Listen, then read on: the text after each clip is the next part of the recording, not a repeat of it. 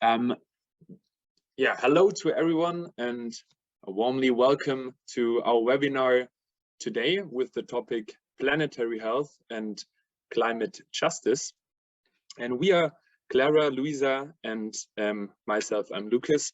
And we are working with the Fridays for Future movement, especially in Nürtingen, and with the Namél Association, an intercultural association between the Gambia and Germany.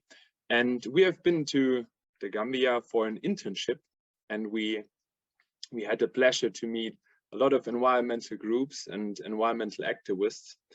And it is a bigger pleasure today, like that these groups, environmental groups and activists can talk with us and to us about their work, about like their efforts they're really taking into the whole environmental thing, which is very important. And we dive right in with structure. Yeah, hello and welcome to this webinar from me too. We are really pleased that today we can welcome the representatives of the following associations. First, the G.R.E.A.T Institut and the Gambian Environmental Alliance, Ocean Heroes, the Great Green Wall Frontline, and last of all, the Eco Farm Yirabah. They will tell you more about themselves when they will present their work and also the climate issues in Gambia. I'm really looking forward and I'm really grateful that all of them could join for our webinar. And so a little bit more about our structure for this evening. First of all, Lucas and I will give a quick input about the topics of tonight, like what is climate justice and what is planetary health. And secondly, the G.R.E.A.T Institute will give us some more knowledge about the scientific data research concerning the climate crisis in Gambia. After that, the G.R.E.A., the Gambian Environmental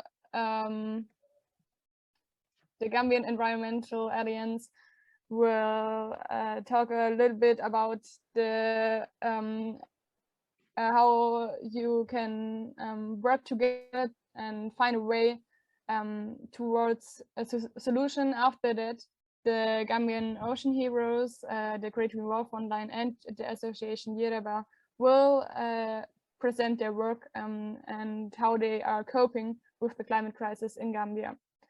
So last of all, there will be room for questions.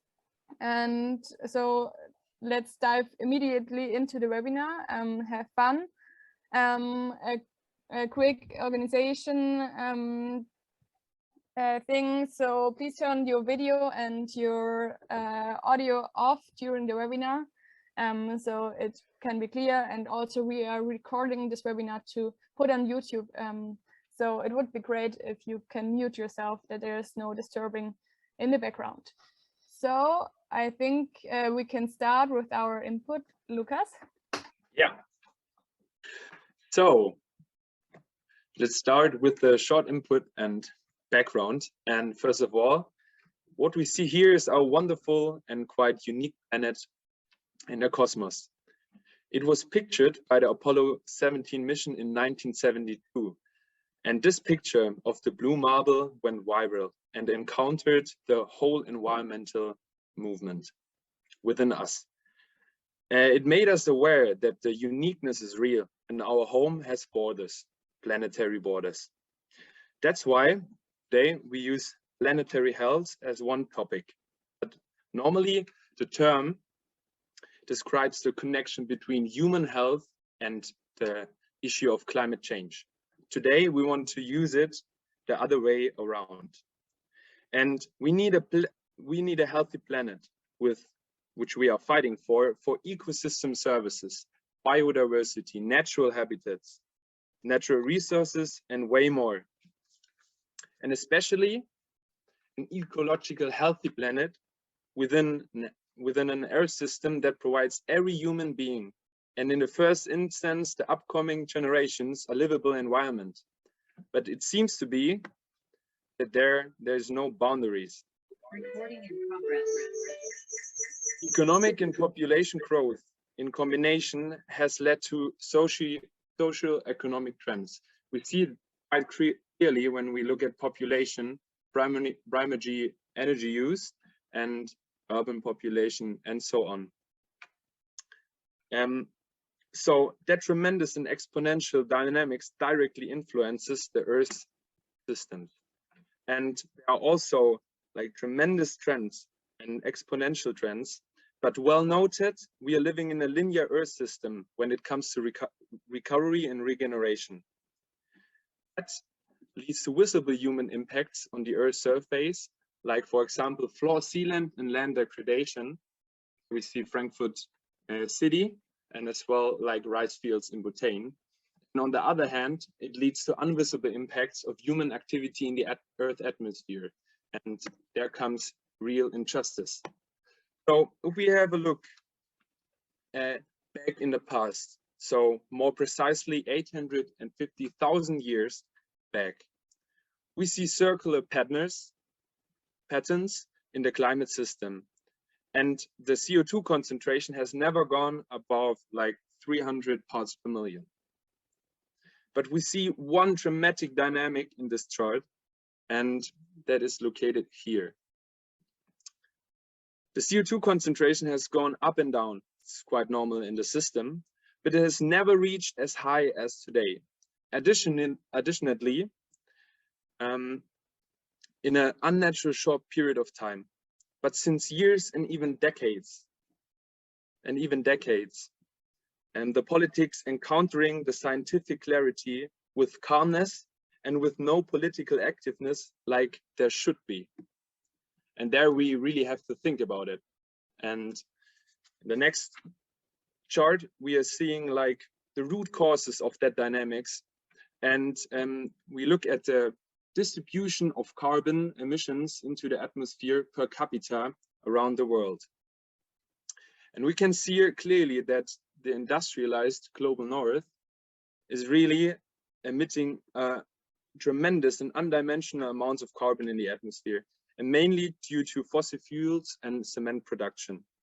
Meanwhile, the countries around the equatorial line, especially in the sub-Saharan where the Gambia is located, are emitting in comparison nearly nothing. And keep in mind, we are talking down here about a logarithmic scale, and we are dealing with that in this chart. So it's quite nearly nothing. It's around like 0 tons in some countries, and when you look like at America or China, there's like 20 tons of carbon. So the global north is emitting the most, while, and well noted, the global south is suffering the most. And moreover, there will be dramatic changes, and there are dramatic changes in the environment due to global surface temperature rise. In this chart now, we can see the economic impacts of 2 degrees. And in a globalized world, mainly the countries and areas which are emitting the least, who are located there, and have to deal with other big topics, what is not part of the webinar, but there could be webinars, like 1,000 webinars about it, really suffer the most. And that is just the economic side. There are other like issues. In addition, the main person in other countries responsible who are located like in the global north are even take profits out of it. And that's the injustice. Really, we have to fight against globally together, and way more that we have done it already. And Clara will continue with climate justice. Yes, so let's take a closer look at the term climate justice. We talk about climate justice so often, but what exactly does the term mean? The climate justice movement shows that the climate crisis is a complex social issue, and we should treat it not just as an environmental issue.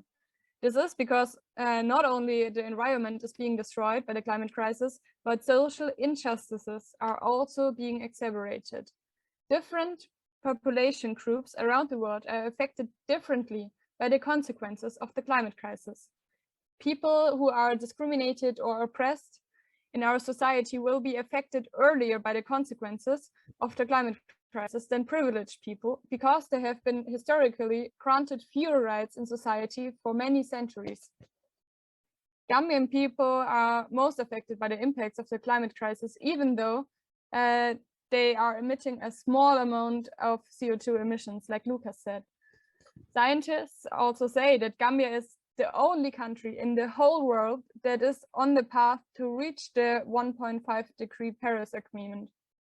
So nevertheless, the people of Gambia are suffering under the impacts of the climate crisis, even though they are contributing such a little amount to the worldwide CO2 emissions. And the more discrimination a person experiences, the fewer resources they have in society. So they usually have less of money, contacts, and access to education, etc. These inequalities are deeply rooted in historical contexts, such as colonialism. Because of this unequal access to finance and other resources, discriminated groups of people are more prone to suffer great harm or even die due to the climate crisis. This is also expressed by the term vulnerability. For example, in the 2004 Indian Ocean tsunami, 240,000 of 300,000 victims were women and children. Because of their social roles and the discrimination they faced, they were significantly more vulnerable, which affected their chances of survival. Germany, as a country which is distributing a lot of emissions, is responsible for its action. It is great injustice that the Gambia is suffering as one of the most affected countries in the global south under the impacts of the climate crisis that the global north is mostly responsible for. But how can we act together to fight this global crisis? And how can the Gambia protect herself and cope with the impact of the climate crisis? How can we act and fight together as one world towards a climate just planet?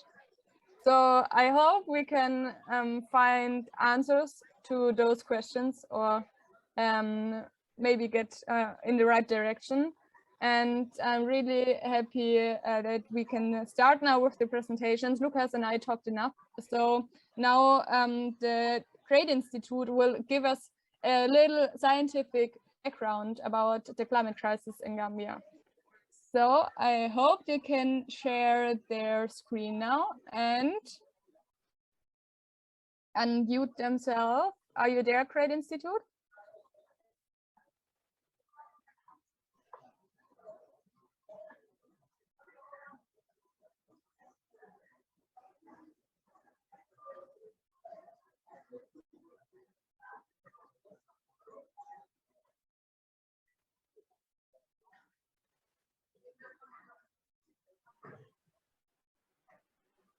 Hello, good afternoon. Can you hear me? Yes, we can hear you. Perfect. And then we also can see the presentation. Okay.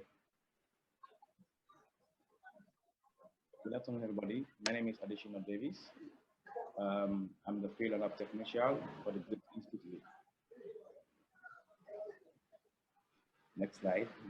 So these are the outline about us, what we do, the projected climate change related problem in the Gambia. And then we talk about the current climate change challenge we are facing in the Gambia, and then the current solutions and the constraints in the Gambia.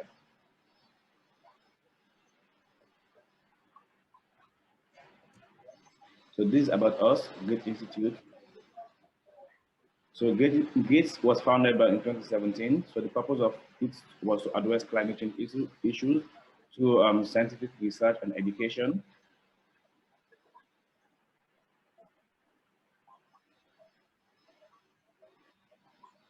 So what we do,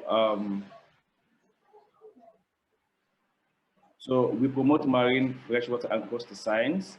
So we enhance and nurture students to gain more practical experience from grade 1 to grade 12, and also we engage, we work with the university students as well. So we conduct field and laboratory experiments on and off site, and then also we collect climatic data. So our research mainly focus on these 4 different components, which is we look at the water quality, we look at the air quality, we look at the waste, and then we look at the biodiversity. So all this was achieved through the bottom-up approach. So we start with the community members because they have the local knowledge. So we get to the community members, we exchange both the local knowledge and the scientific knowledge, and then we work with the community-based organization. They are doing something to combat social inclusion in their community. And then we work with the high school students. They have a little knowledge about the environment. And then we work with the university students. They have the foundation about what is going on. So our monitoring activities include the West African Continuous Environmental Monitoring, which we call WACAM, which mainly focus on the Atlantic Ocean. And then we have the Gambian Environmental Monitoring System program, which mainly focus on the River Gambia. So these are the different project sites we work on that we normally monitor, from the mouth of the river up to Basse, and then also we look at the coastline from Esau down to Canton.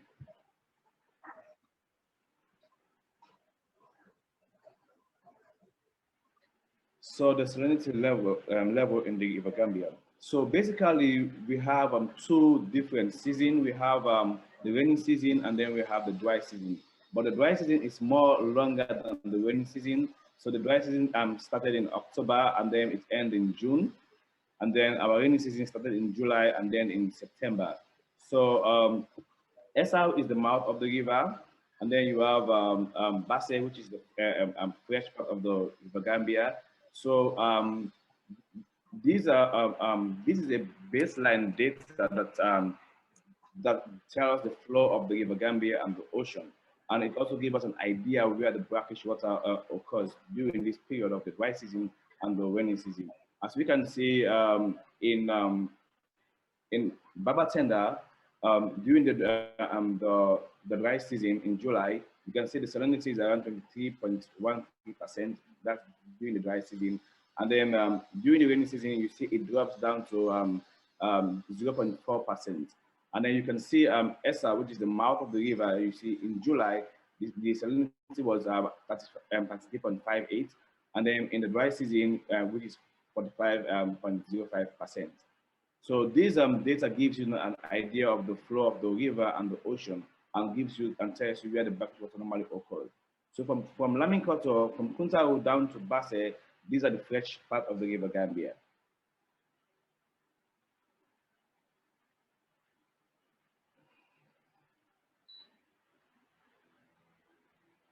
So this the land elevation in the Gambia. So this gives us an idea that the Banjul currently is vulnerable to sea level rise.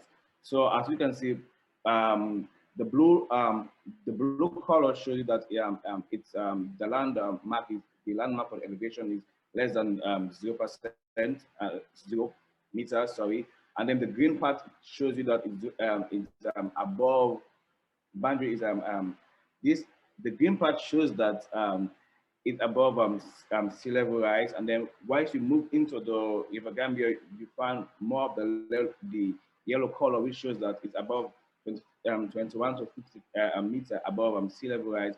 And when you get to the top of the riverside, you find the orange color, which tells you that it's between 51 to 59 above sea level rise. So this gives you an idea that for Banjul, Banjul currently is at sea level rise.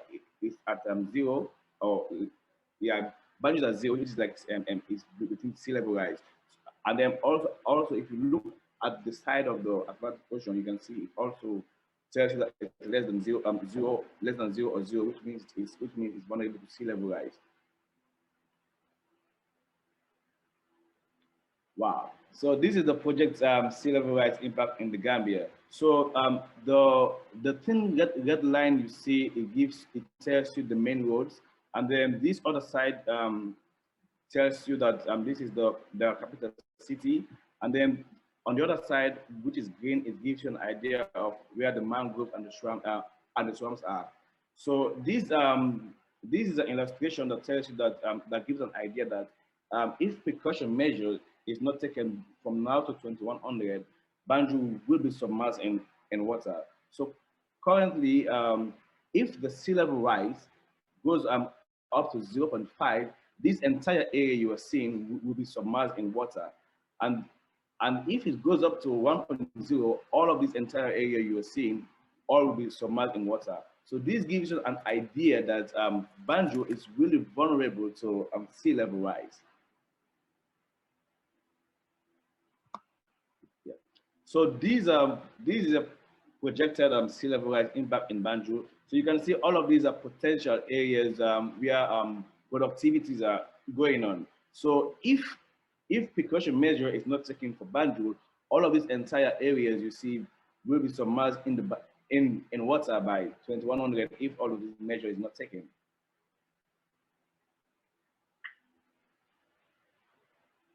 So this is another graph that tells you about the flooding. So this part tells you the area that is shaded, that the land area will be underwater by 1 meter of sea level rise. And then this other map, which is colorful, also gives you an idea that these areas are vulnerable to sea level rise, and it's very high. And then as you move in, where you have the green, it tells you that this particular area is less risk to flooding.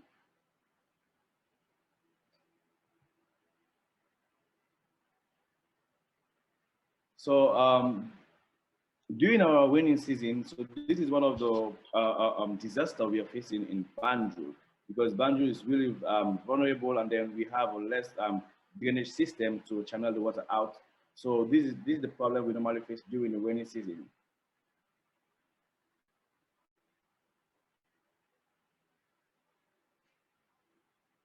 So this is the coastal erosion.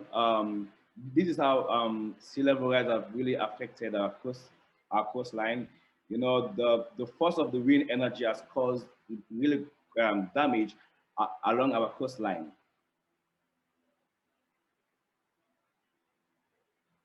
So this is one of the impact of salt water intrusion.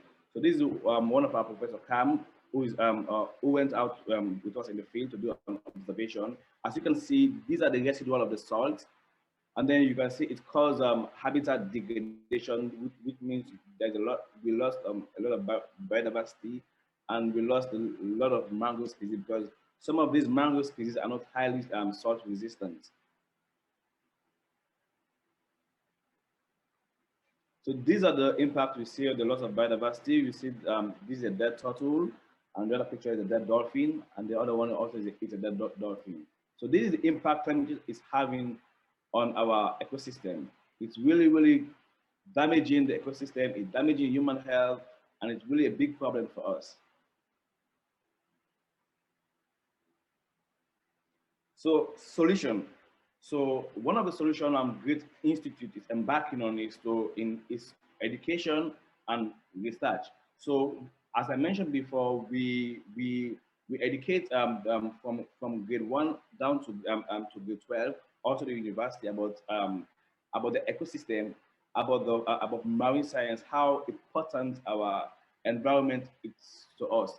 We also tell them that our health depends on our environment, because most of our resources or our diet comes from the ocean. So if we don't take care of our ocean, we are losing our ocean to climate change. So this is we are getting comes in. We educate students. We also work with citizen science, which help us to conduct the research. So this is what we normally do.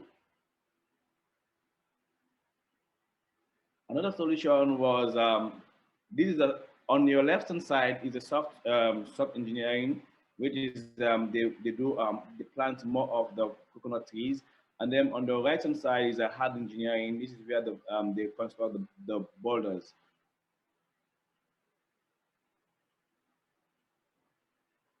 Another solution is mangrove habitat restoration. On your left hand side, you can see this was when the planting was done, and on the right hand side you can see how it helped, because this really helps to reduce the stress of the water, and also it helped the marine organisms to spawn very well, and it also sequesters still carbon for us as well. So constraints in climate change for the Gambia. So basically, one of the constraints we normally face is inadequate funds to sustain adaptation and resilience. And then also the other constraint we face is investment in climate change research and education. Because this is where G.R.E.A.T Institute comes in, because we normally try to create programs which we call Dive into Marine Science, wherein we try to engage and invest in these young people to carry on the work. So, and also another constraint we face is an increase in awareness on climate change challenge and the causes and the challenges and the causes.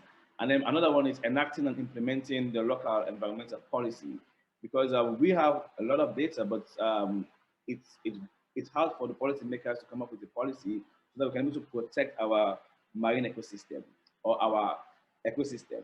So also another constraint we face is lack of proper monitoring and management system. This is the big one, because doing monitoring, there's one thing that is lacking, which is integrity, data integrity. Because if your data is not accurate, then you are deceiving the community, or you're deceiving the planet. So data integrity is one of the things we look at, and also management skills. Because basically management is also the key to a successful project. Because if you manage your project properly, then you're going to have a positive result.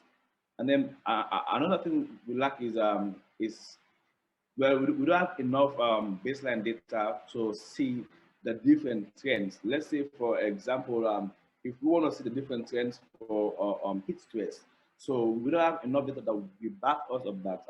From this time to this time, this was the change of temperature that from this point to this point. So we don't have a lot of data on that. G.R.E.A.T Institute is trying very hard to work on that.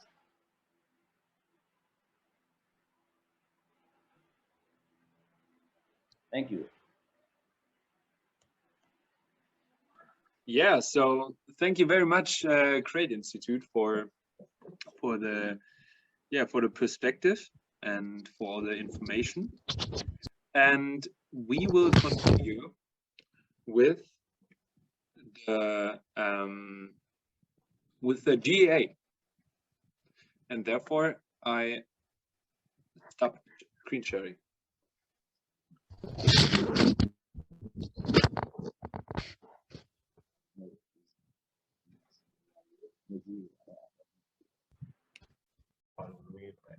Hello guys, thank you very much, Ari, and thank you very much, Lucas. And I will now take you guys to on G.R.E.A.T part. I don't know if I'm audible. Are you guys getting me? Yeah, we can hear you perfect, and we can see your presentation. All right then, perfect. All right, so then we just this is the alliance. So this is our logo, and we just move with the theme that is preserve nature for all, because environmental change is not only for Gambia but it's for the university. So and we move so G.R.E.A.T, so who we are? So we are just a group of CSO, that is community-based organization, as well as civil society organization that toward climate resilience and well-being of Gambians, to make sure that we all attain our common goals in the climate struggle that we are all yearning for. Because the struggle, it needs a concerted effort that it all need all stakeholders to play on board. So, and then that's what triggered the idea of G.R.E.A.T to come into action. And then, so the first group that we have here is Green Up Gambia. Is also a member of Gambian Environmental Alliance. So, and they have days in work when it comes to climate adaptation in the Gambia here. And these are just highlights of their activities as well, because they did amazing work. The time that I was compiling this data, they planted roughly around 10,000 trees, and now they have even gone beyond that. And they have did amazing work when it comes to tree planting committee and school outreach. So these are some of their activities that they have been doing, community outreach, tree planting, and school outreach. And I'm glad that Maimuna will elaborate more on, based on, I heard that they had a new project, really amazing, the Great Green Wall project. So definitely Maimuna will elaborate more on some of their activities as well. And then we move to another organization called Gambia Heroes. These are volunteer for the marine protected area in the Gambia. And I'm glad we also have the Ocean Heroes on board. These are also members of the Alliance. And some of their activities are media campaign, the cleanup, coastal surveys, school outreach, and then to make sure that they promote actual change in terms of pollution. So so far they have done amazing work. They have collected 400 tons, and now I believe they have even gone more than that. The amount of the marine debris waste that they have collected along the coastline of the Gambia. So these are some of their activities. They did school outreach, big cleanup, organized big cleanup, as well as coastal survey, and then many other activities that they are always working toward. So then we have another organization called Gunju Youth Movement for Environment. This is and also another coastal focus community-based organization that have been established since 2013, and they are working on tree planting, community outreach, and they also did a lot of leadership and entrepreneurship training and community exercise and mentorship to make sure that, because Gunju have been one of the most vulnerable communities that have been encountering, let me say, like in our era, to be faced a lot of challenges from both government, Chinese, and a lot of investors that have really tampered with their environment, from the marine aspect, as well as some of the I believe this picture will elaborate more that lead to some of them to reach out to the community by having an environmental protest that they did in Gunju that lead to a lot of challenges, and it also from the community to be aware that their youths are really aware of the environment without being properly used. So these are some of their activities: tree planting, green exercise. They also did MNC training, by training every big site, in the coconut tree that they planted, which is really thriving. So, and then we have another organization called Youth for Environment. This is a Gambia college civil society organization that is established as well. They also build capacity of the Gambians and organize conference and seminar, and also the media talk and voluntary service. They are also part of the membership. So, and then these are some of their activities. They organize a capacity training at the college. Also did a nursery based in Gambia College as well. Organized in the Gambia College campus, and now they are even really young Gambia College campuses. So, and then we have another organization called statt Gambia, because we talk about environmental challenges. It's not only about keeping the environment sustained, but as well as our well-being, and for us to understand how these things are interrelated to human, how it is affecting our livelihood. So, and then this helps youngsters that are nurses. Some are nurses, some are doctors, to make sure that most of the cases that they receive in their clinic, and some of them in the health centers. So they help us understand some of these challenges, how are these communicable diseases are really affecting us related to the environmental impact that we are all facing. So they really organize video, television show, school outreach, and then community outreach. They also organize health screening, online video campaign, and sensitization for health, for all people to understand the health aspect and how it is related to the environmental impact. So these are some of their activities. They went to radio shows. They also went to school outreach. They also did community outreach to sensitize the people about the communicable disease, as well as how it's related to the environment. So I moved to another one, which is the Community Action Platform on Environment Development, which is called G.R.E.A.T. They are also amazing. They are one of the most amazing civil society organizations in the Gambia. They have planted 3 million mangrove in Midland in Lower River region, which is one of the most affected community in terms of soil intrusion. Most of their mangrove are now facing what we call dieback, being lost due to rich soil intrusion, as well as the weather condition as well. So they really did a powerful restoration by planting 3 million mangroves, which they really did amazing work. And these are some of their activity. Here they are planting mangrove, as well as reaching out to the community to explain the impact that their community have been facing, because this mangrove restoration serve as a base to some of their community people. Some of them are fishermen, some of them are oyster harvesters, some of them are farmers, and their land have been affected with soil intrusion, as you could hear from Ali earlier on from the G.R.E.A.T Institute, expressing how soil intrusion is really affecting some of our lands. These people are really tackling those challenges, as well as trying to restore the land from being tampered with the significant amount of soil from the river. So then we have a group acting at Gambia of the Alliance. So they are also a group of youngsters which is led by Fatou Jeng. I believe you know Fatou Jeng from G.R.E.A.T Gambia.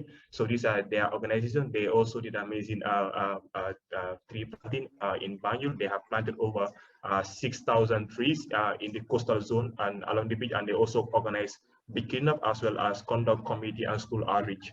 So they also build a lot of capacity for youngsters to also to understand, and they dedicate their environmental enthusiasm in community engagement and online sensitization.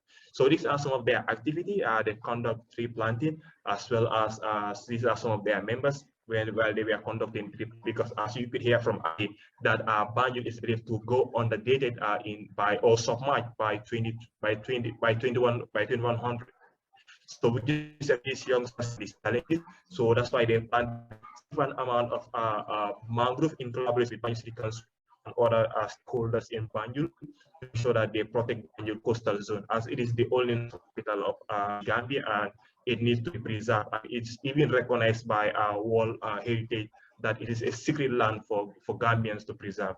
So and then we move on to what we have another group called Innovative Plastic Recycler. Since plastic is now becoming a huge challenge, especially in the Gambia here, since our waste management have become a huge challenge for us to control and manage. So Innovative Plastic Recycler did an amazing work. So they collect the simple plastic that can be recycled and they transform it into amazing textile. These are some of the pictures that you could see. They're conducting a workshop organizing those textiles, as well as helping empowering humans to be able to be self-dependent and to make sure they know how to improve their livelihood from plastic, from the waste that is generated from plastic. So and then we move again to and then these amazing, interesting things that we also gather as an alliance, that we believe that the environmental challenges are connected with the health aspect, because we see a health and environmental challenge that the Gambia is facing. So these are some of the things that we have highlighted based on our findings, based on the component from each members. We believe that sea level rise is one of it, waste management, land degradation, deforestation, overfishing, coastal pollution, erosion, climate change, primary health care service, salt intrusion, malaria, and funding aspects are all challenges that the Gambia Environmental Alliance are facing, because some of these members have very potential ability. Due to some one of 2 or 3 reasons of some of these things, their objective could not be achieved. Some of them are even facing being limited by government. Some are facing based on certain policy blocking them from achieving their goal, which all lead to climate injustice, because these things really are not things that we are producing to the environment. We are not emitting some of these issues, but still now we from the Gambia, we are now encountering all these things like the sea level rise. Gambia, we don't have an industry that emit that, so we don't know why are we having harsh weather, harsh temperature, or people are suffering. Malaria is now getting more added, and then secondly, the most sad thing is that we are not even having some of these challenges, even to tackle our waste challenge. Even though it's really devastating sometimes if you find yourself, and I'm glad Lucas and Clara are clear witness. They've been here in the Gambia. They have seen how our environmental conditions are. So I believe you guys are clear testimony to what is happening here. Then I'll move on that we believe we need action. That is take action to achieve this global action. It will be really helpful and as well as to know how to manage all this. It will be really helpful if we have that support, as well as district policy, to make sure that it will guide our action to know that these things have to be done like this, and these things have to be properly managed. Because if it's not properly sustainable managed, then it always leads to something hazardous, or lead to pollution that we won't want for our next generation to face. And then as well as promoting the use and recycling of plastic is very important, because we need some those small scale industry that we could have here that will help us manage our waste at the earliest stage, and then conserving the aquatic and land ecosystem. Because Gambia, if you observe the Gambia, most of our coastal community depend on the aquatic ecosystem. So that's where they have their livelihood, and that is very significant area that we really need to conserve.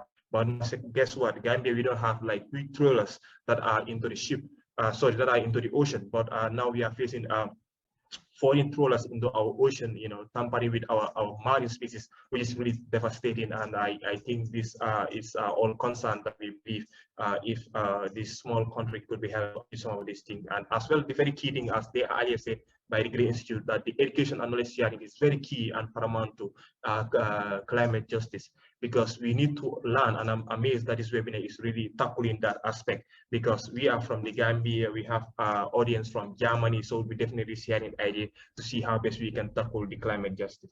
So, and then these are some of our targeted SDGs that we are working on, because we believe everything has to be done in a sustainable manner. So this sustainable development goal is really guiding our action. We are focused on SDG 14, climate action, and SDG 13, which is climate action, and SDG 15, which is land on land, as well as an SDG 3, which is good health and well-being, because we cannot do anything without good health and well-being. And as well, the most important is SDG 13, that is the partnership that brought about this alliance into action.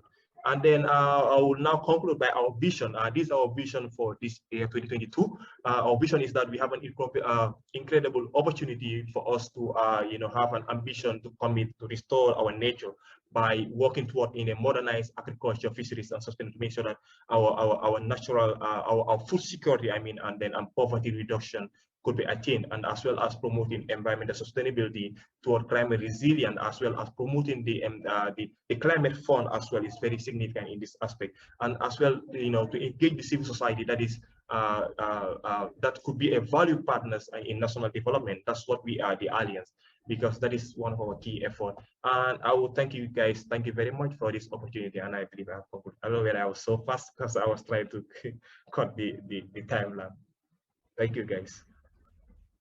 Yes, so thank you, Mohamed, for the great presentation in your perspective, and definitely, like, we will continue to connect our efforts and really do whatever is in our possibilities, to enable those climate injustice, and that will be definitely happened. So we would continue working together, definitely.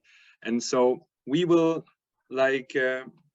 continue in ways of encountering the climate crisis in the global south, in the Gambia, with another presentation from the Gambian Ocean Heroes. And therefore I need the quick information if I should make the PowerPoint, or if you're taking care of it.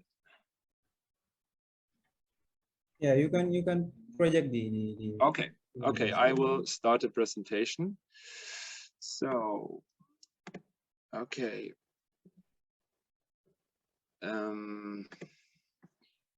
Okay, so then quick moment. So therefore, okay, we can start.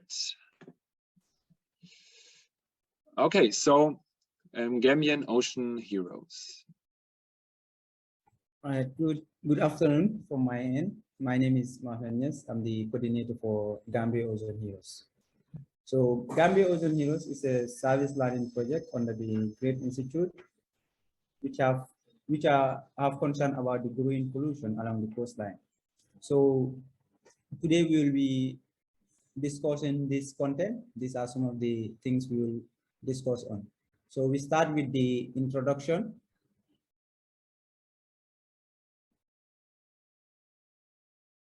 All right, so Gambian Ocean Heroes as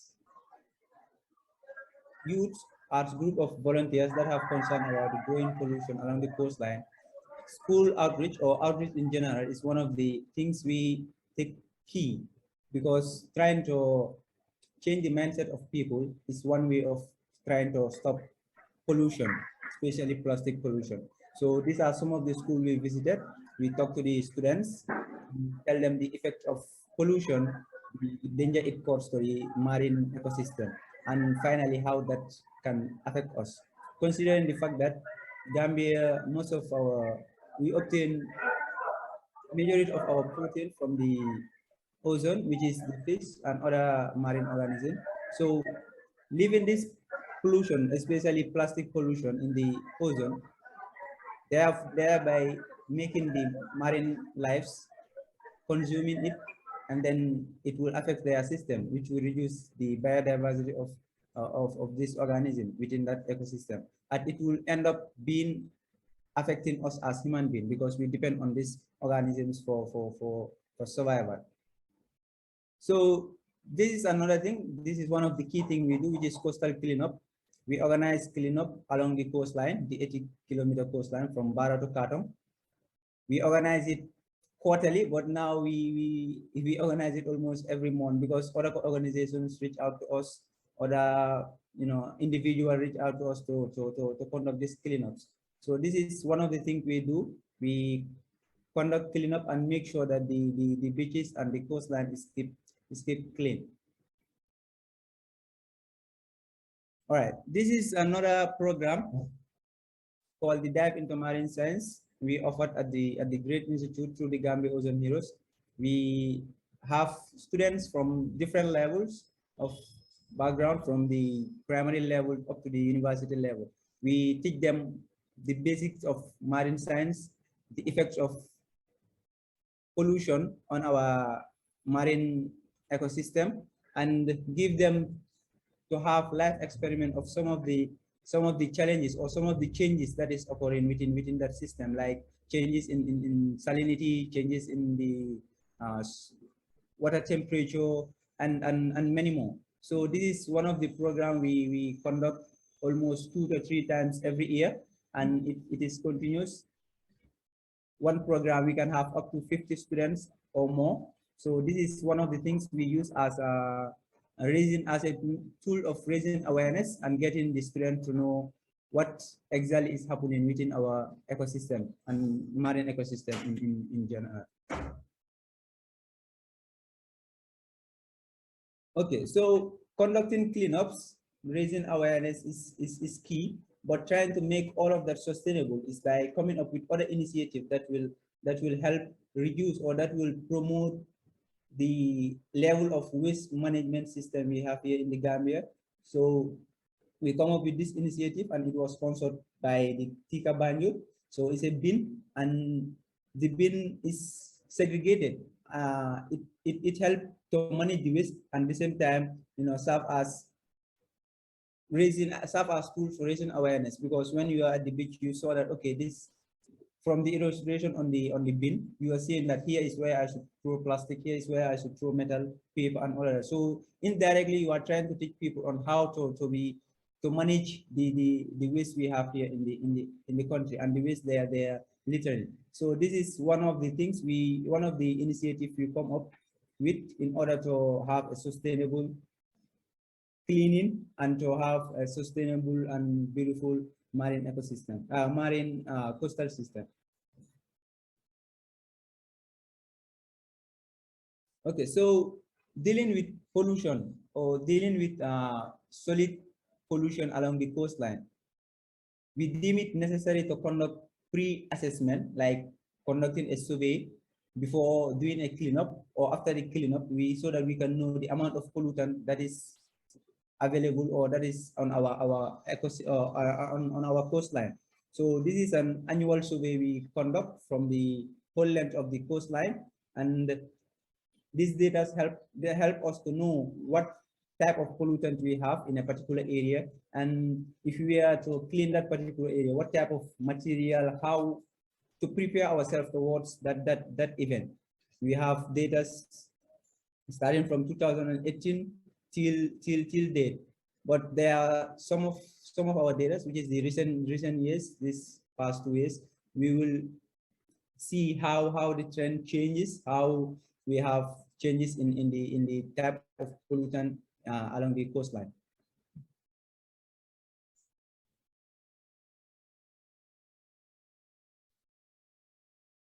Okay, this is the data we obtained from the coastal survey, and you can see these are the sites we conduct the survey. These are the major sites that are really active when it comes to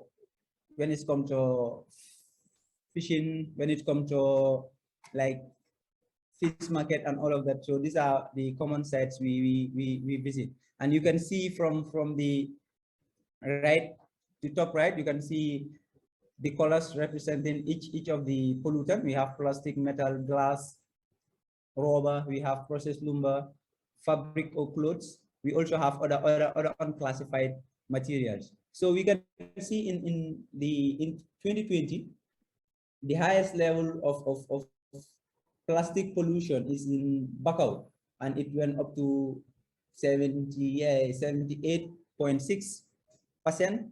And you can see the lowest is in Bara, which is around 36.8. So this is because having only this in this year will not give you information, will not give you good information on how things are going, or whether your cleaning is sustainable, or whether there is changes or not. And we have the other parameters as well. They change depending on the locations there. So the next slide, we have the 2021. This is the 2021 data. You can see that there are some changes by looking at the amount of plastic pollution at Bara. It was around 30 something. Now we have it around 75. So it's showing that there are more pollution, plastic pollution in particular in that area. So Bara landing site is close to the market. That's why we are encountering this. That's why we are encountering these changes. It's close to the market, and they don't have a allocated downside within that particular area. It's far from where the landing site is. It's even far from that community. It's up to the next community in that region. So this is one of the site, one of the most busiest site, landing site for that matter, in the Gambia, and there are different activities happening here daily. So you can see the changes that occur in Tanje in 2020 and 2021. You can see that plastic was 72, and in 2021 it increased by 6%, making it 78. So it shows that there are still, these activities are contributing to the amount of pollutant and the type of pollutant in that particular area. So as I said, Tanje had a landing site, a fish market. There are many activities. People all over the country, like all over the Congo area, will go there for business, buying fish and all of that. So we have these vendors selling cups, like plastic cups, paper cups. So that lead to the increasement in the amount of pollutant. You can also see it for the metals, it remains the same, and for the glasses, it reduced because there are less glasses used there. The rubber also reduced, and the processed lumber increased by 3%, and the cloth or fabric also increased by 4%. And the last one, which is the other unclassified, also reduces. This is showing you that there are changes in some of the pollutant, and there is decrease in some of the pollutant and increase in the other. So this is the importance of the survey. It helps us to know what exactly is going on and how much pollution is occurring within the coastline or along the coastline.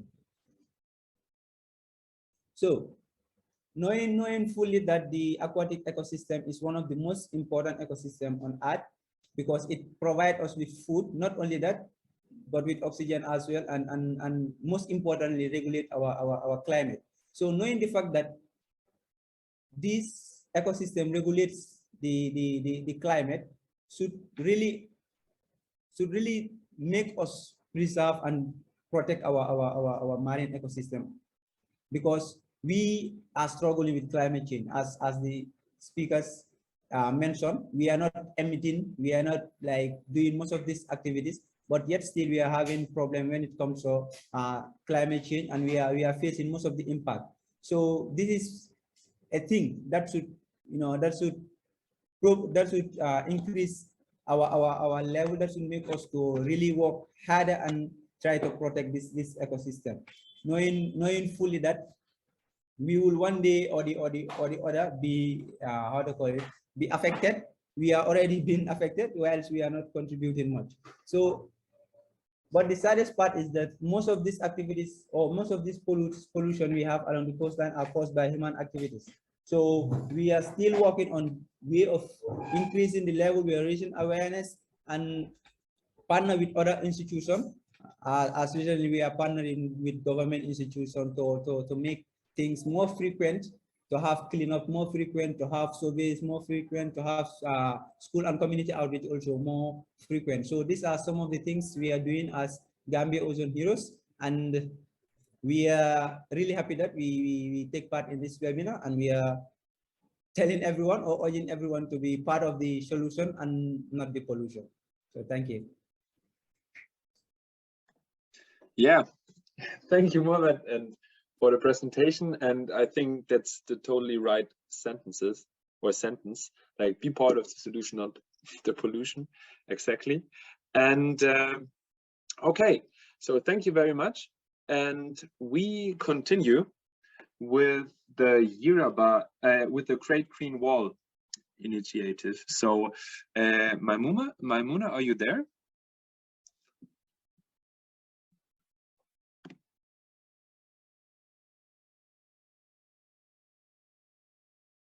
Hello? I think she's not in the meeting anymore. Maybe she has Wi-Fi problems. Okay, that's okay. So, all right, maybe you can call her, Clara, and maybe we can continue then with the Yirabah Association. Okay, Mr. Iba is yet online im Webinar. He can unmute.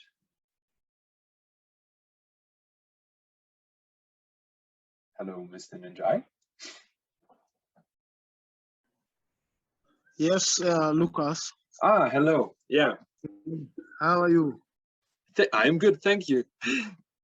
All right, that was good. So, everything all right? Or should we just... Yeah, everything all right. Okay, so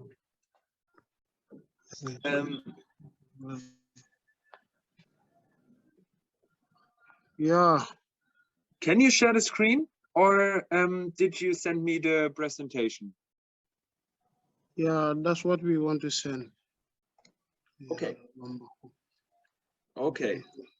I have a quick look. Oh, Yeah, I have received it. So just one moment. Good. All right. What's it? Yeah, PSN. Okay. Good. So there's like data security. Okay. Where's the presentation? One moment.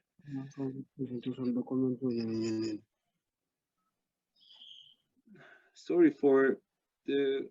So that's maybe a short break. Maybe or maybe try it again. I think Ms. Njai, co-host now. Maybe you can start the presentation now.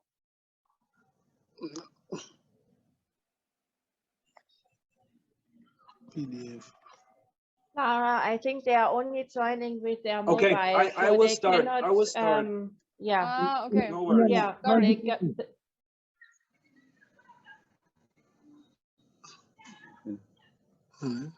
Just 1 minute, it will come. Yes, perfect. Now it's there. Thank Beautiful. you, Lucas. You're welcome. Thank you so much.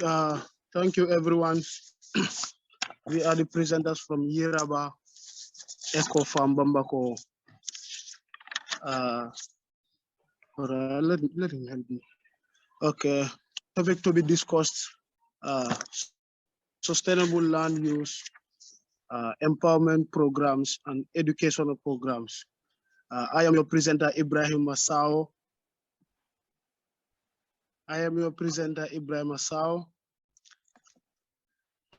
Next one.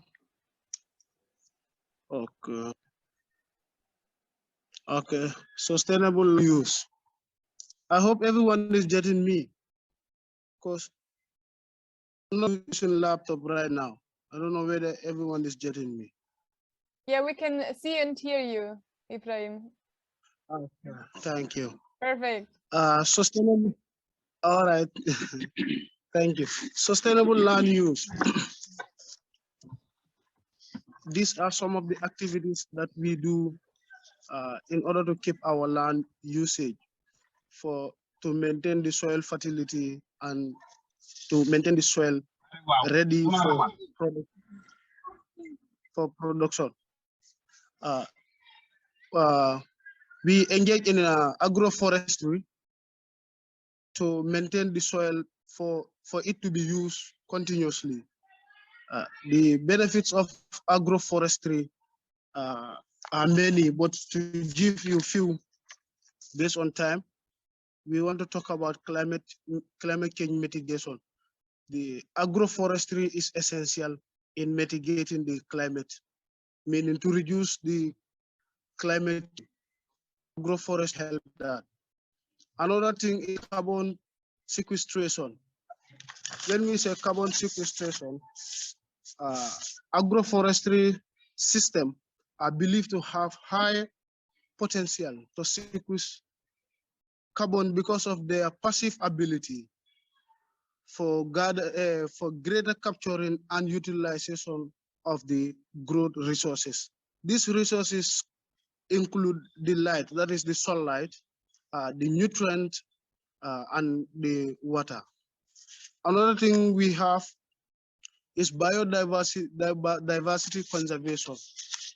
Agroforestry helps in biodiversity conservation.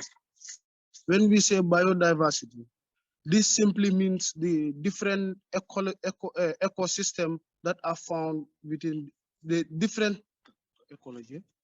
The different ecology that are found within the ecosystem. This simply means the biodiversity. Both the plants and animals, agroforestry help in biodiversity conservation. Another thing we have, it promotes soil health. Yeah, agroforestry promotes soil health. How does agroforestry promote soil health? Through the drop of the litter materials from the trees, when they fall on the soil, for example, the plant leaves and the flowers, when they drop on the soil, with time they decay by the help of the microorganisms. That's why the biodiversity is very important. With the help of the microorganisms, then they help in decaying the litter materials that are from the plant in order to add the soil nutrient.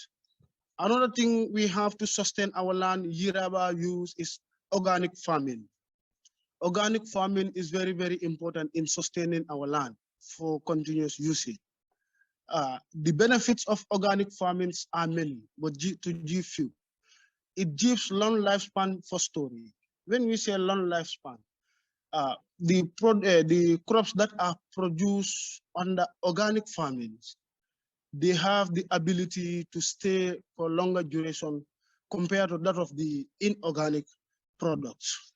If the inorganic produce can be stored for 2 weeks, know that the organic produce can be stored for about 5 weeks. This is a difference. Another thing, to minimize food damage. Yeah. How does organic farming minimize food damage? Yeah, this is a clear manifestation that we did as a practical on Yirabah Eco Farm at Bamako. We cultivated watermelon, and this melon, there was after harvest, I can say, I think we record only two to three out of 2 to 3 fruits out of the all. So that means there was only two to three fruits that were totally damaged, that cannot be consumed. Apart from that, available for consumption in a good soil fertility. Yes, organic farming improves soil fertility because organic farming, when you add organic nutrient or organic manures to the soil, they get times in decaying. So it will be adding nutrient to the soil bit by bit. So it can stay for a duration. And also they have different in taste. Like I mentioned earlier, the watermelon. Yes, the watermelon, after harvest, you can realize that there was a very different in taste. Yeah, the ones that are produced on the organic farming and that of the inorganic farming, there was a huge difference. The ones on the organic farming, you can see the taste is very, very, very sweet. And that of the size too, they are very big in size compared to that of the inorganic. They also have no residual effects on the environment and our consumers. Yes, organic farming has no residual effect. When we say residual effects, this means after consumption, what impact does it has on our health, and what impact does the organic farming has on our environment. They have no negative impact, yes, compared to that of the inorganic. The inorganic, there are certain chemicals or there are certain even pesticides that if you are to apply on your produce, you will be advised to spray, and you cannot harvest after a certain duration, maybe probably 2 weeks before you harvest it, for it not to have residual effects on our health. Help?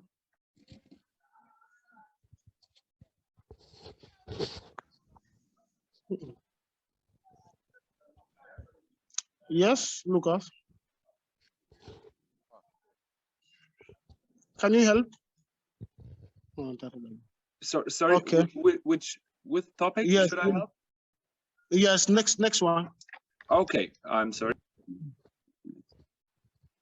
The next slide. Empowering program.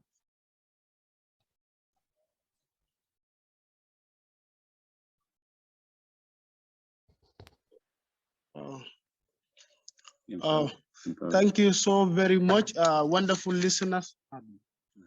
Yes, I will hand over the baton to Mr. Njai to continue on that presentation. That is the empowerment program and the educational program. I thank you all. I am Ibrahim Asau from Yirabah Eco Farm. Thank you. Thank you, Mr. Sao and Mr. Lucas. I welcome all the participants in this webinar. Like Ibrahim Sao said, Yirabah is a Mandinka name, and then the name originated from a village called.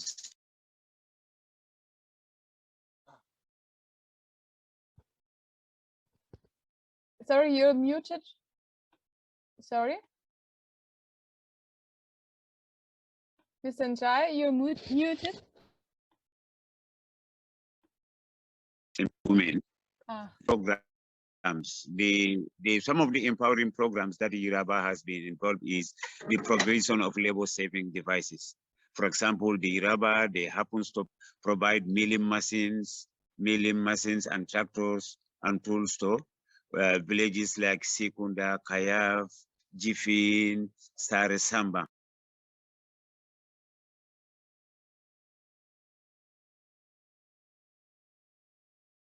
These are to these same villages as well, and they provided some fencing materials, fencing their vegetable gardens. The same thing goes to the same villages, Sikunda, Kayaf, Jifin, and then Sare Samba. These are all villages whereby Yirabah has been supporting very well. And then there was a village called Sare Samba, which has a community of about 50 compounds. And then there was no safe drinking water in the whole entire village. They have about 50 compounds. Then Yirabah has to intervene and then dig a borehole. The well is about 50 meters. Usually they have to use animals, donkey or horses to draw water from the well. It was only through the intervention of Yirabah, then Sare Samban people were able to get a clean potable water, drinking water. And then also they have been supporting schools, the same area, which is Kayaf, Jifin, Sikunda, and then Bambako and Bumar. This support comes in giving them writing materials, writing materials. They show them writing materials, and then they give them furniture and other things. Yes, this is what Yirabah has been doing. Yirabah has contributed a lot. And at Sikunda, the milling machines, The other milling machine was for rice milling, and then the other one for oil, sesame.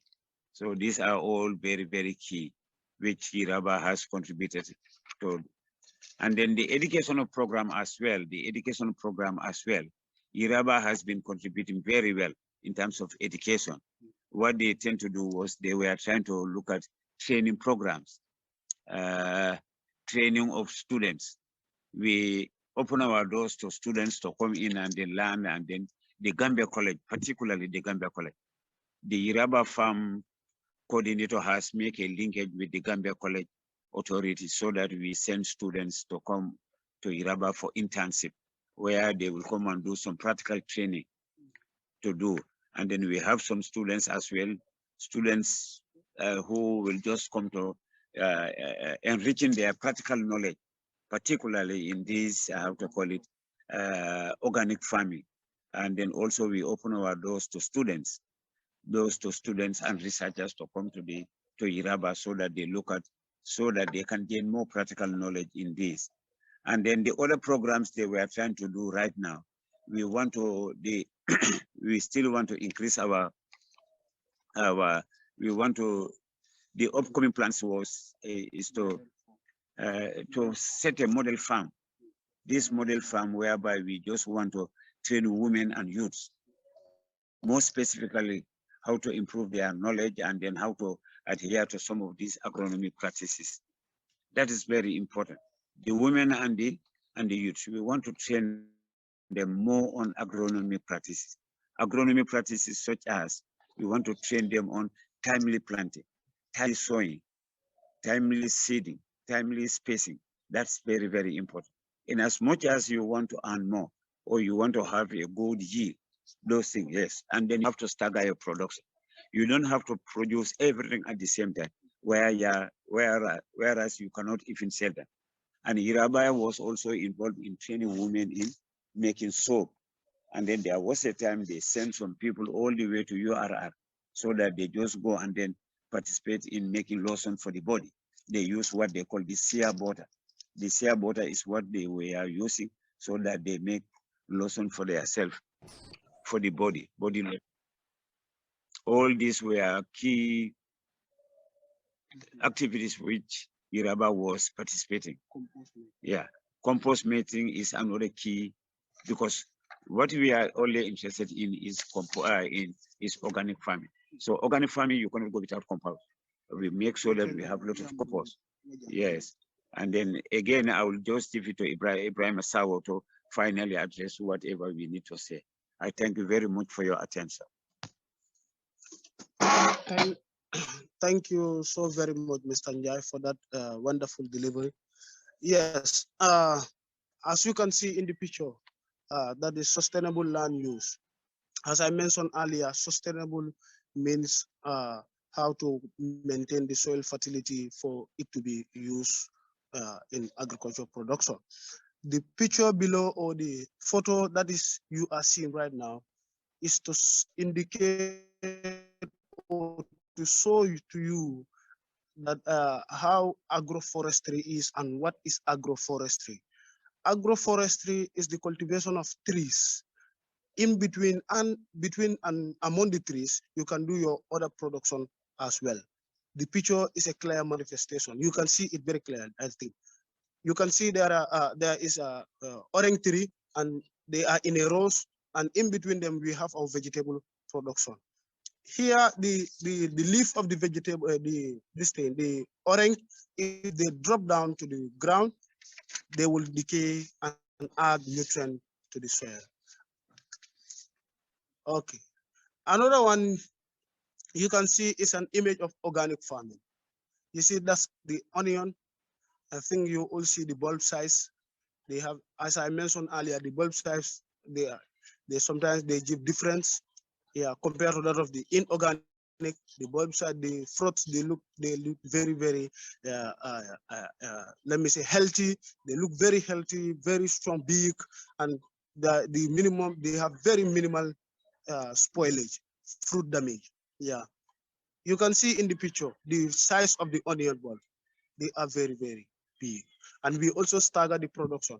If you can see behind, you will see to read that there are onions that are still on the plots that are yet to be harvested. They are green because the Yirabah embarked on staggering of production. I thank you all on behalf of the Yirabah team, our partners here in Germany. My sincere thanks goes to Petra Drame for the time. And also I thank all the listeners. Thank you so very much. Thank you. Lucas, and the one key important Yirabah Eco Farm is very concerned with. We want to make sure that we always have a continuous soil cover. We do not want to leave our soil bare. The soil has to be covered all time, and then we are very much interested in rotation. Rotation, because crop rotation is important.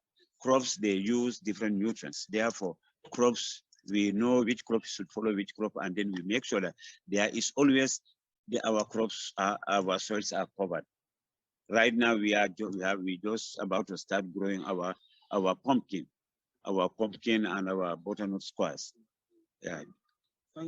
Thank you very much for your kind attention.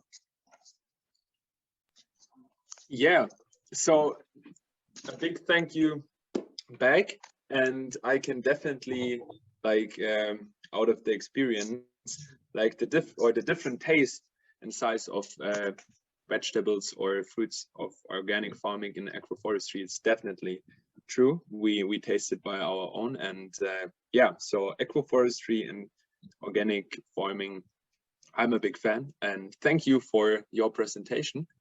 And yeah, we can continue with the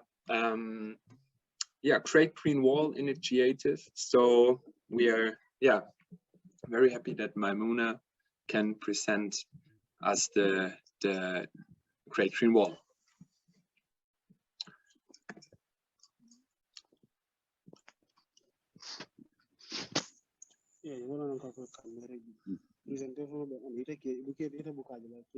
Hello, Maimuna.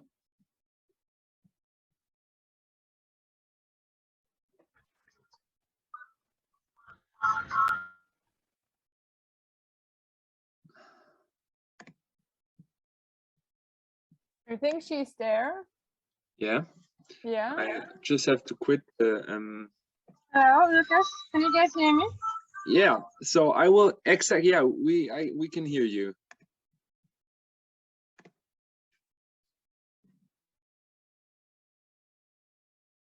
Not anymore.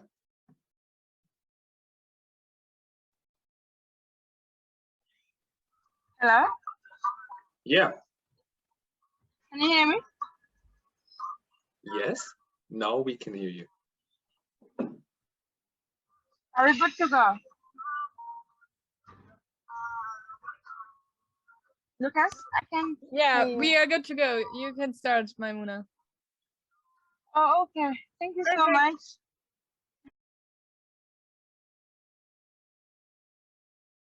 Oh, I think she's maybe thrown out the meeting. Where is she? Ah, no. Yeah, she's there now. You can start, Maimuna.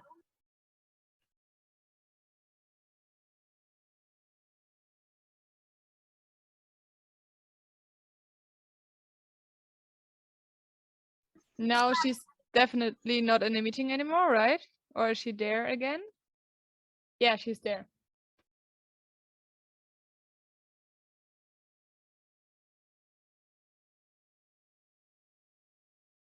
Maimuna, do you have problems with your Wi-Fi?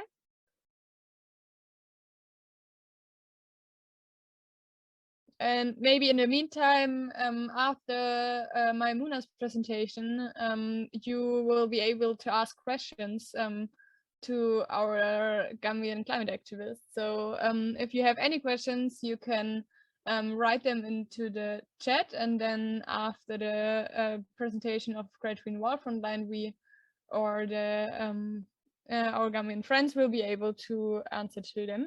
So you can think about any questions now.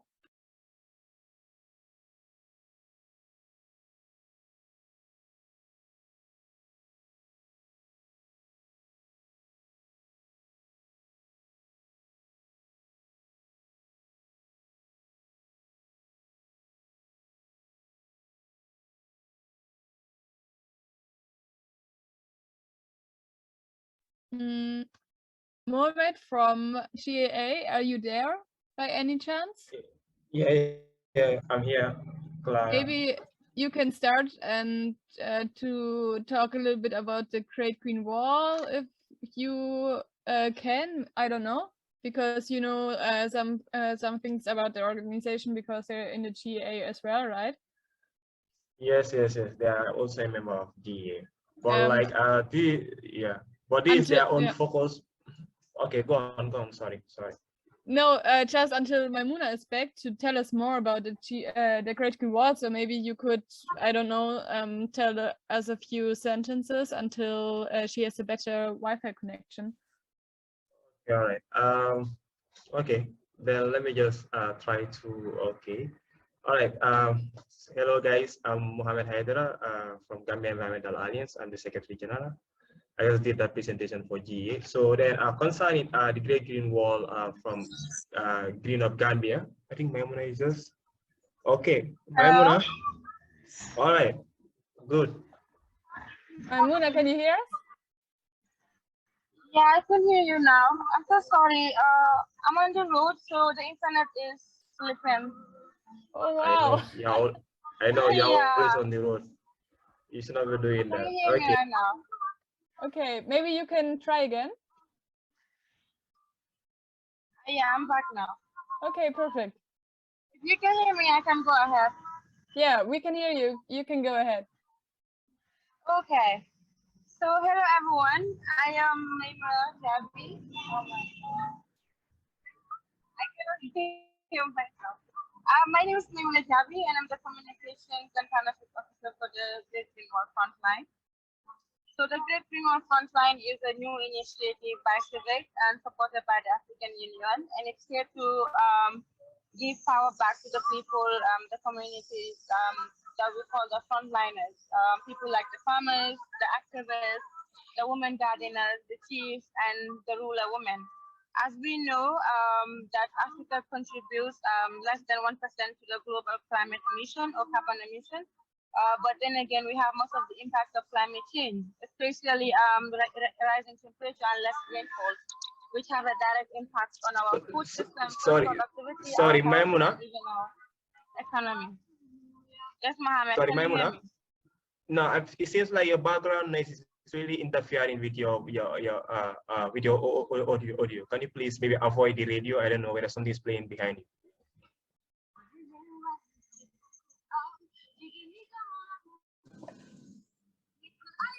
How's the audio now, my voice? Yeah, I think now it's okay. Oh, okay, then I'll proceed. So the Great Green Wall Frontline is a subsidiary on an independent initiative of its own to support and revive the way that the Great Green Wall, which is the African Union, original African Union initiative, the way it was done. Because it has been highly bureaucratized and politicized, whereby only people in the corridor of the power have had access to the initiative and most of the resources. And if we're talking about revising climate change impacts, making sure people are able to benefit, they really need to be able to have access to these resources. They need to be part of a bigger movement where they're making the change themselves. And this, in a wider scope, have a climate justice aspect to it by, in a sense that now the people that are on the ground getting their hands dirty are the ones that are making the change for themselves, and they don't have to go through offices or units or even think tanks that have been established, and most of the money now will go into operational costs that are not even making any real impact in their lives. So with the Great Green Wall Frontline,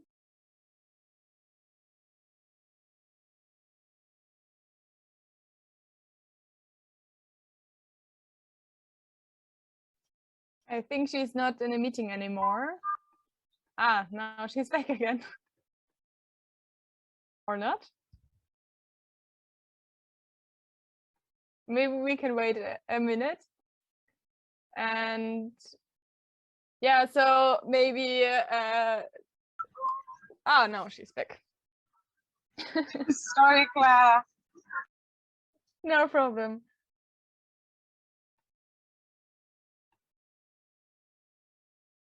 So maybe until she's back again. When Lucas, Louisa, Gina, and I were in Gambia, we were able to, travel around the country with the Great Green Wall Initiative and the Frontline, and we were able to be a part. She's back. Okay. Yeah, Maimuna, you have the word, please.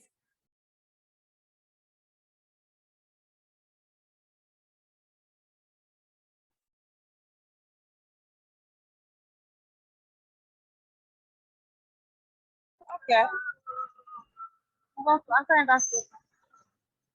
Yes, the Great Green Wall. Yeah, the Great Green Wall is initially 11 countries and from Senegal to Djibouti, and it's an 8,000 kilometers of trees that we are reforesting. And in the Gambia, it has a specific significance in the sense that we are linking climate justice to social justice. We are helping the people understand our historical.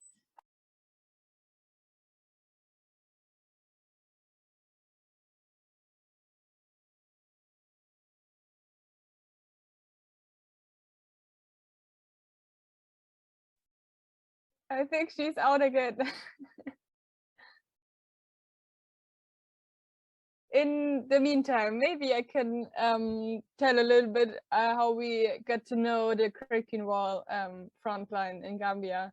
So we were able to travel with them for a few days through the country with actually just a bus, the Great Green Wall Frontline bus, and we were able to witness a community assembly where the community decided after a democratic process where they can grow the trees.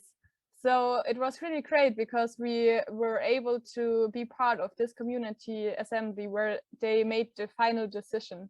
I think that is from the outside, it is really great to see what the Great Green Wall Frontline is doing, because it's like a huge project, 8,000-kilometer long wall from the east to the west of Africa that is trying that the Sahel zone is not coming further into the country. So the soil and the land is habitable in the future. So that I think is the goal. So it is a process with communities to plant as many trees as possible to build a wall of trees under the Sahel zone. And Gambia is, as well as Senegal, on the west of Africa, like the far, the one on the left, it is part of the Great Green Wall Frontline Initiative. And yeah, when we were in Gambia, it was really great because there was also a videographer that made a movie for the Great Green Wall Frontline, and we were able to visit a place like the Kunta Kinte Island, where many slaves were shipped off to America back a few years ago. It was really a place where you could see how the climate is the island are underwater because of the sea level rise. And yeah, so we were able to visit so many different places that are affected by the climate change, by the climate crisis in Gambia. Also, we were able to visit Kemo's father on a dry rice field, and yeah, so it there we could witness what the climate crisis is doing in Gambia, how the saltwater intrusion is affecting the rice fields in Gambia. So there's it is not it's not possible anymore for them to grow rice on certain fields because it's too salty. So it is for us, it was really great to be on the road with them and to witness the reality of climate crisis. And now I hope with my little spontaneous speech, I hope Maimuna is back. No? Still not? Maybe Mohammed, you can add something to the Great Green Wall?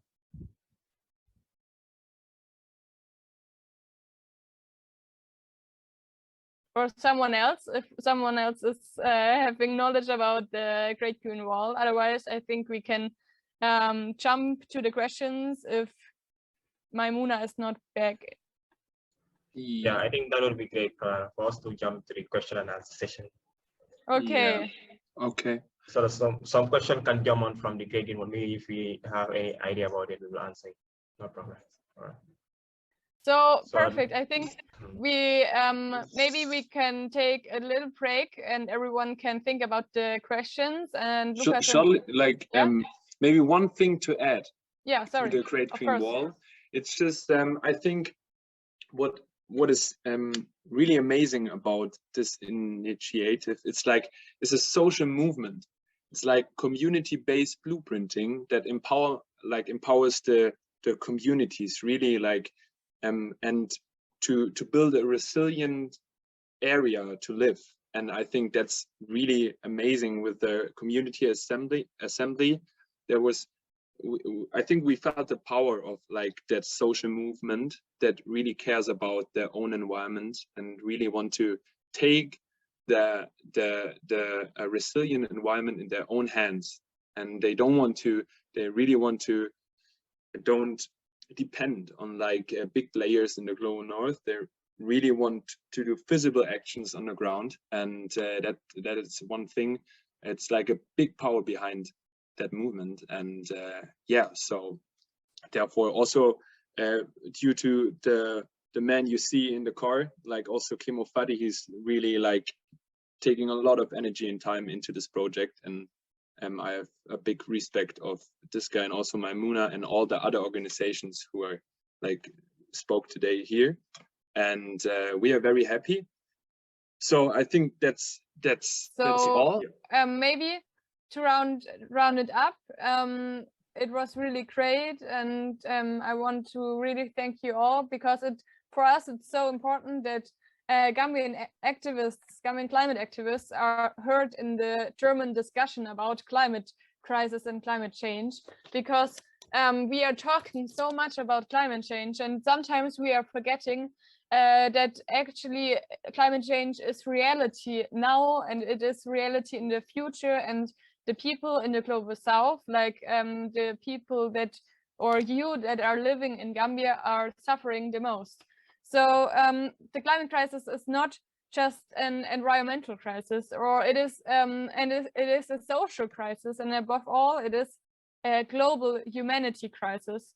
For this reason, we must all fight together for our future. Every child should be born into an intact world, regardless of where they are born.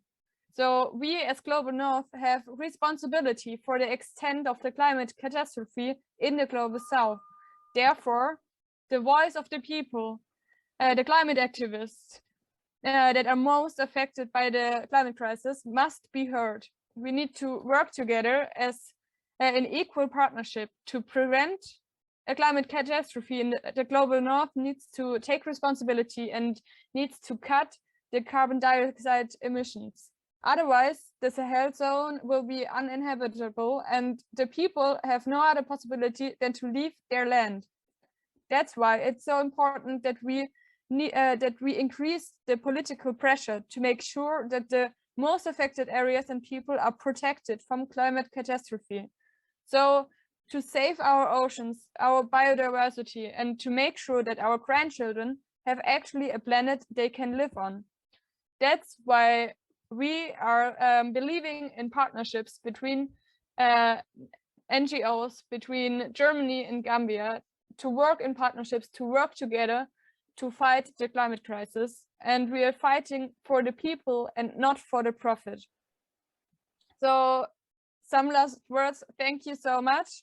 We hope that you enjoyed the webinar, and that it brings us together one step closer to work in partnerships. And we like to thank all of you, all of the participants that joined in this webinar. And we also like to thank the Namél Association that made everything possible. And last of all, we like to we are really grateful to the speakers, to all of you, to Abe, to the both of Muhammads that are here, to Maimuna, and to the two Ibrahimas that are here. Thank you so much for participating. We really appreciate it. And from me, goodbye and thank you very much. Have a nice evening.